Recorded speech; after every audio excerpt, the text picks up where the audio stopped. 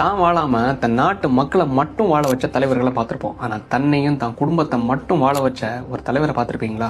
நம்ம ஐயா கருணாநிதி அவர்கள் தான். உலக வரலாற்றிலேயே ரயிலே வராத தண்டவாளத்துல தன் தலை வச்சு போராட்டம் பண்ண பெருமையும் நம்ம தலைவர் கருணாநிதி அவர்களுக்கே சேரும். சர்க்கரையே எறும்பு திண்டு விட்டது, அந்த சர்க்கரையை கொண்ட கோணிப்பைகளை கரையான்கள் திண்டு விட்டது என்று சர்க்காரியா கமிஷனையே வியந்து பார்க்க வைத்த பெருமையும் பெரும் ஊழலையும் மறைக்க நினைத்த பெருமையும் நம்ம ஐயாவுக்கு. ஐம்பூதங்களை ஊழலை கன்வெர்ட் பண்ணணும்னு நினைச்சீங்கன்னு வைங்களேன், அதை எப்படி பண்ணலாம் தெரியுமா? ஒவ்வொன்னா சொல்லட்டுமா? காற்றிற்கு ஸ்பெக்ட்ரம் ஊழல், நிலத்திற்கு நில அபகரிப்பு ஊழல், ஆகாயத்திற்கு ஸ்பைஸ் ஜெட் ஊழல், நெருப்பிற்கு நிலக்கரி ஊழல், கடைசியா நீருக்கு சேது சமுத்திர திட்ட ஊழல். ஐயோ இதோட முடிஞ்சிருச்சான்னு மட்டும் நினைக்காதீங்க, நிறைய இருக்கு. அது இந்த ஒரே ஒரு பெருமையை மட்டும் சொல்றேன் கேளுங்க. பல நாடுகளோட தலையீட்டுல ஒரு நாட்டுக்குள்ள நடந்துட்டு இருந்த ஒரு மிகப்பெரிய ஒரு போர், அத மெரினா கடற்கரையில தன் மனைவியோட தலைமாட்டிலையும் துணைவியோட கால் மாட்டிலையும் ஏர் கூலர் வசதியுடன் அரை மணி நேரம் உண்ணாவிரதம் இருந்து அப்பேற்பட்ட ஒரு போரை நிறுத்துறேனும் ஈழத்தமிழர்களுக்கு ஆதரவா நான் இருக்கேனும் ஒரு நாடகத்தை போட்ட பெருமையும் நம்ம ஐயாவுக்கு.